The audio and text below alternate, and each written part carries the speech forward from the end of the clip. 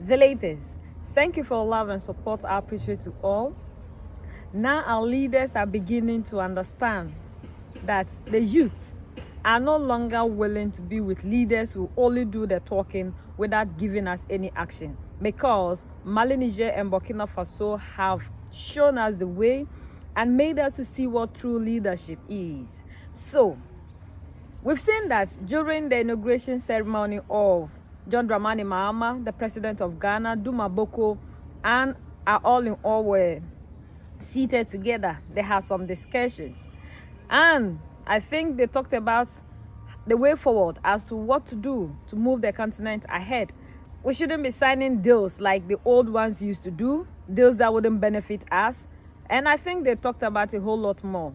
After a month, we've seen the action in Duma Boko, when Duma Boko has to sign a deal with the diamond mining company that has been mining the diamond in Botswana for decades now. And this deal is going to benefit the Botswana people. Unlike those days that these people will sign deals and out of 100 we are getting nothing out of it, this is not going to be so.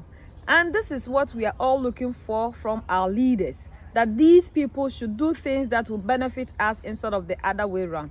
Africa has come a very long way for us to keep giving out everything that we have for free. As Duma Boko rightfully said, these are our livelihood. The diamonds are the things that nature has given to us. All the mineral resources that we have here is for we the people to use it for our own benefit. These mineral resources given to us by nature is for us to use to solve our own problems. And according to him, we are depending heavily on these mineral resources, that is a diamond. And at the end of the day, we face a lot of challenges, especially when it comes to price. So we have to do something else. According to AP News, the Botswana government signed a new diamond sales agreement crucial to its economy with the De Beers mining company on Tuesday after 7 years of negotiations. Is actually true. Mr. President, Honourable Vice President, please allow me to stand on the protocols observed. 58 years ago, diamonds were discovered in Botswana. And so started the greatest public-private partnership the world has ever seen. Under the leadership of successive responsible Botswana governments, the precious resources beneath the soil of Botswana created even more precious potential above the soil of Botswana.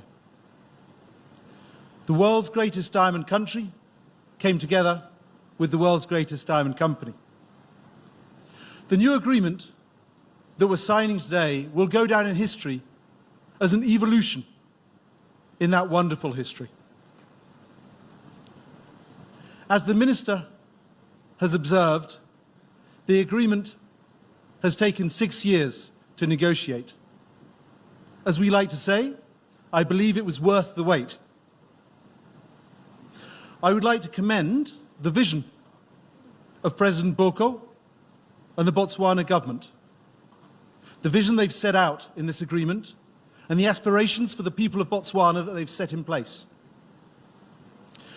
The cornerstone of the new agreements is Diamonds for Development, a program that will see us invest together in the future of the people of Botswana, investing in sustainable economic development beyond diamonds and beyond the recovery of the last diamond. It's a truly visionary program, and I believe it'll go down in history as the key to what we've achieved over the last 6 years. I would like to pay my tribute to those who've led the negotiations over those last few years. The team led by the Permanent Secretary to the President, as Emma Pelowet-Letsi, and all the respect that she and her team have shown to De Beers, even in the toughest of negotiations. I would also like to thank our De Beers negotiating team, led by Alessandra Berridge, Tom Johnson, Paul Rowley, and so many others who've worked so hard to make today possible. Today, is a diamond agreement, but also an agreement that goes beyond diamonds, an agreement that invests in the people of Botswana. It starts with a 1 billion pula investment in diamonds development, extending to up to $10 billion pula over the course of the agreement, but one which I believe, under the leadership of this government, supported by De Beers, can turn into tens and hundreds of billion pula of investment. It's a sign of our confidence in this country and a sign of our confidence in the people of Botswana.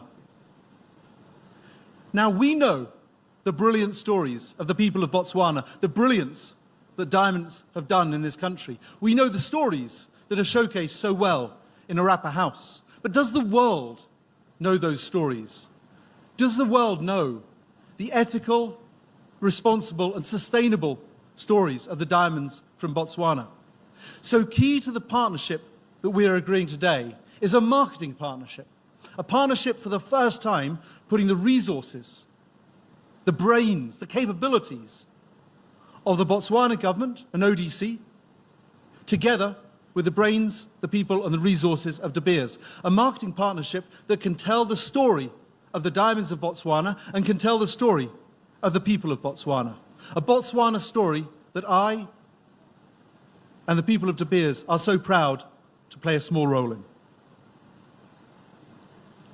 Mr. President, Honourable Vice President, ladies and gentlemen, we in De Beers will never forget what a privilege it is to be your partner. We will never take that privilege for granted. We will always feel that privilege as we work going forwards. Thank you, Mr. President, for your trust. We will live up to it. Let me begin by recognizing each and every one of you individually and personally. Thank you for being here with us and bearing this heat. It reminds me of a famous preacher who once had to preach in conditions, I think, similar to these ones. It was blazing hot on the day. People had come from far and wide to listen to this famous preacher. And they had waited a very long time in the heat. And at a certain point, he took to the lectern to preach. He looked at the people who had gathered there in their hundreds of thousands and said to them, "It sure is very hot today. Imagine how it must be in hell." Thank you very much. And he left, and that was his message. I shall not presume to follow that route and beat that standard for brevity, but I shall surely do the very best I can in these circumstances. I've recognized you. You've been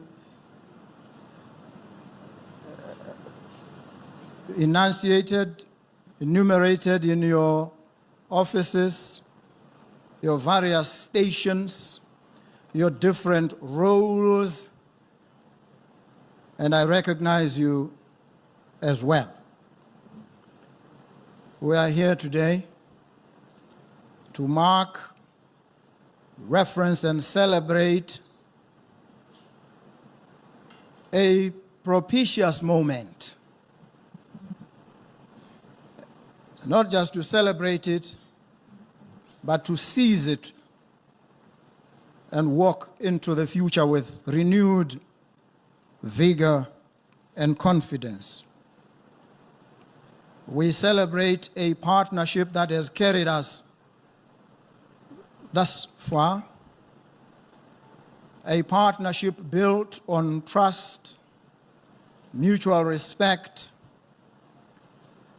and utmost good faith,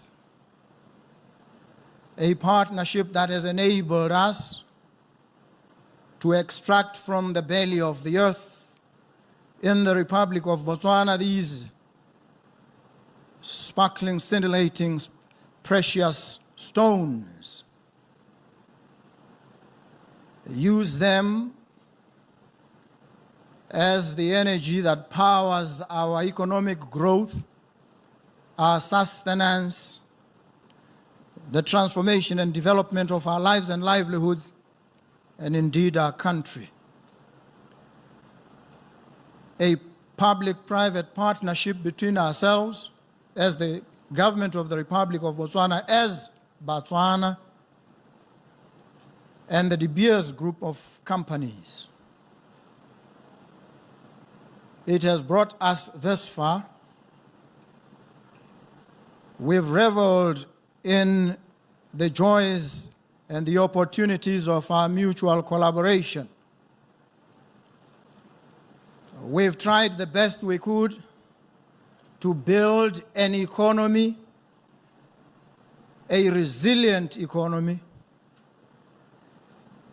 And in the process, I must confess, we fell into the complacency of over-reliance on these powerful stones. We've reached a point now in our journey where we face headwinds, challenges in relation to our diamonds. We face challenges of a market that is unstable, that at the moment is somewhat unresponsive. We face challenges of fake diamonds, euphemistically called lab-grown, fake, because the genuine article is that stone that we mine from the bowels of the earth in Botswana. That is the genuine article that carries the history, this life story of a whole people that powers their lives, their livelihoods, on which this country is built and must progress. That is the genuine article. These stones that we mine from Morapa, from Joanne, these are the genuine diamonds, the natural diamonds.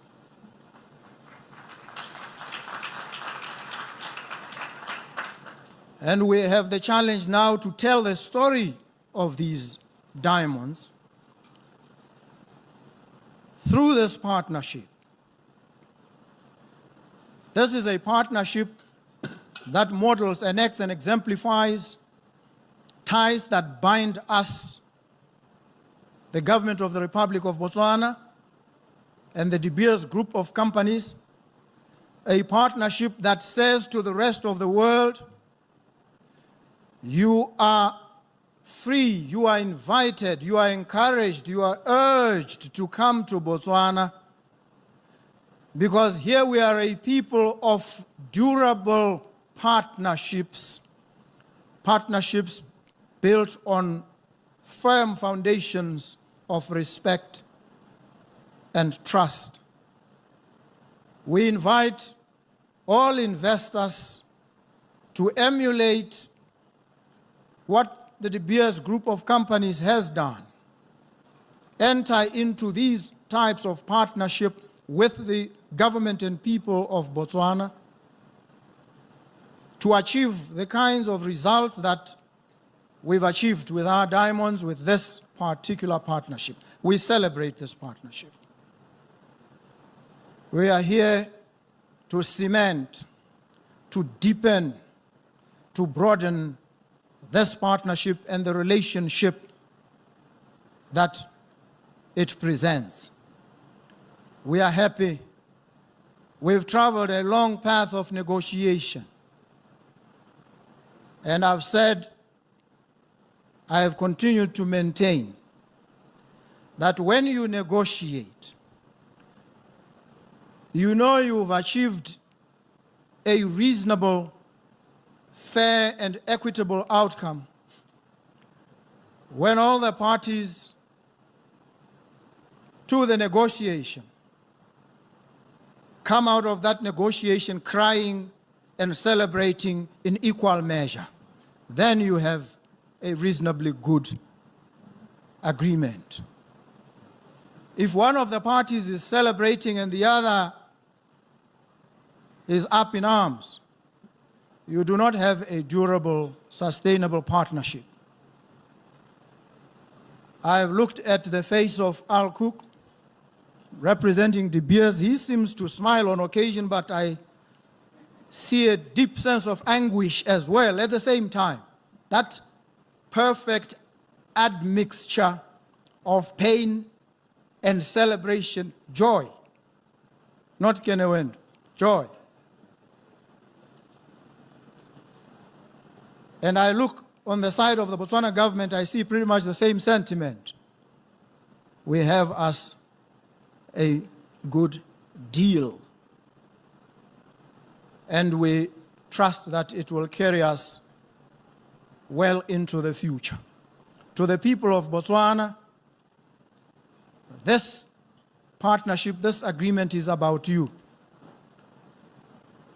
It's about the jobs that you need. It's about the hope that you must have in your country. It's about the faith and confidence you must have in the institutions that this country has. But it is also a challenge to you that we must now begin to reimagine, refashion, reconfigure these institutions the better to serve our country better than it has been served thus far. We must not engage in any institutional fetishism. We must not respect these institutions too much, because even as we rely on what they have given us, we must constantly reevaluate, reimagine, refashion, and improve them.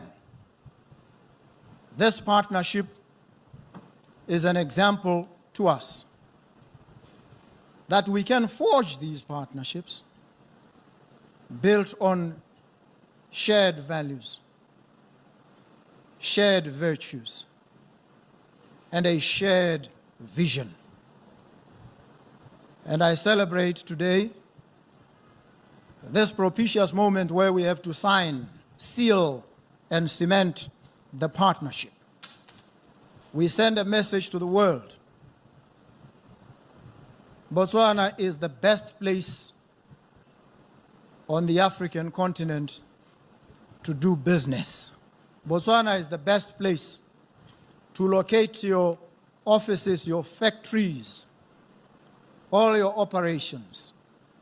Bring them here, because here we respect partnerships. We value them immensely. We thrive on account of these partnerships. To the De Beers group of companies, thank you very much for this particular partnership.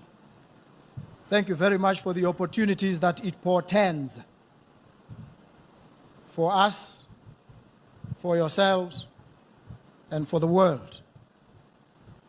And we must from here go out and tell the story of these diamonds. Tell the world that they come from Botswana, a country of strong democratic institutions, a strong democratic culture, a resilient nation. We must tell the world that when they buy these natural diamonds from Botswana, they are assisting this country to grow, to develop, to progress and to become the exemplar to the rest of the African continent that it has thus far been. And it seems to me that this partnership and many others that will come will ensure that Botswana takes its place at the head of the table as a leader, not just in democracy, but in ethical business practices, in building institutions that serve and ensuring that the country progresses for the benefit of all its people. So thank you to all of you. Thank you for the hard work that you've put in.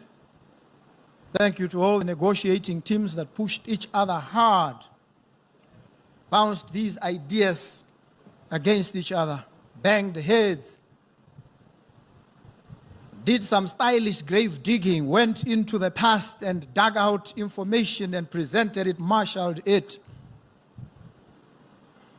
and ultimately brought us where we are today, to this propitious moment where we now sign, seal, and authenticate this partnership.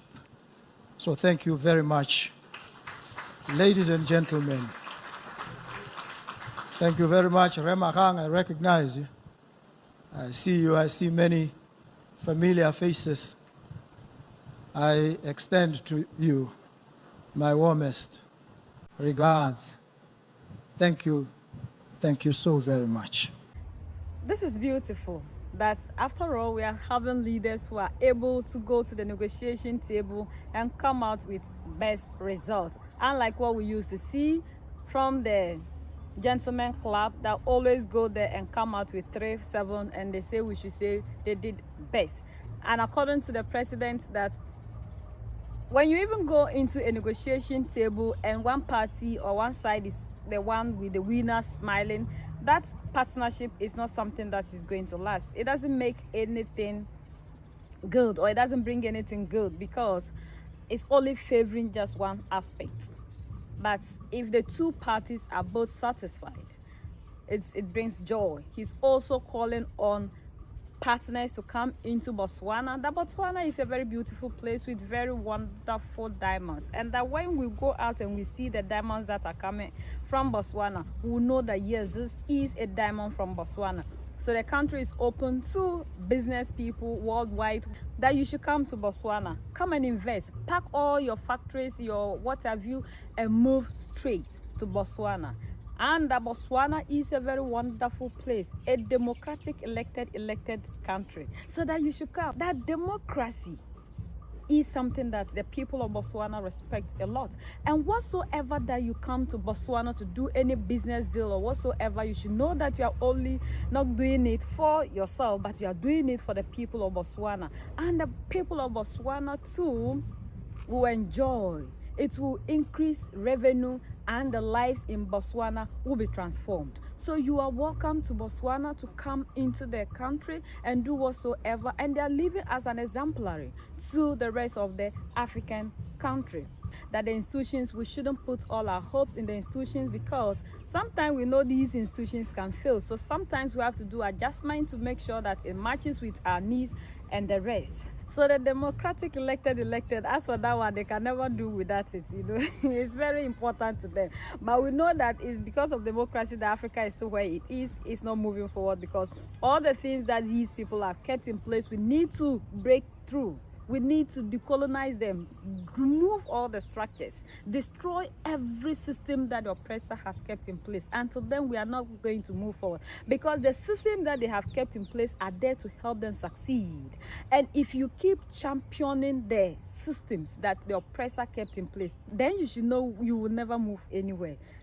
Like one professor said, that you move one step forward and you'll be smiling, then they make sure they bring you back, because with the systems that they have kept in place, you know, you can never move anywhere. So we have to stop deceiving ourselves. If truly Africa we want to move forward, we should have our own system of governance. Everything that isn't of African, anything that was given to us by Yellow Popo, we have to restructure these things That is the only way that we'll have whatsoever that we want. Like one professor said, that we think we have democracy. That no, we don't have democracy. It is the rich controlling the politicians. It's what the rich want in the country that happens. So we don't have democracy. That after all, we are having people that are coming into the system to change this and have equal partnership where everybody will be respected, and it wouldn't be like they only come here to move the natural resources out of Africa. United we stand, divided we fall, and united we keep standing forever and ever. The greatest enemy of the African is mental slavery. So decolonize yourselves from mental slavery. Let's keep sharing and educating our brothers and sisters. Together we make African great for ourselves and the next generations that are going to come. So that's the latest around the world, in Africa, Southern Africa, and in Botswana.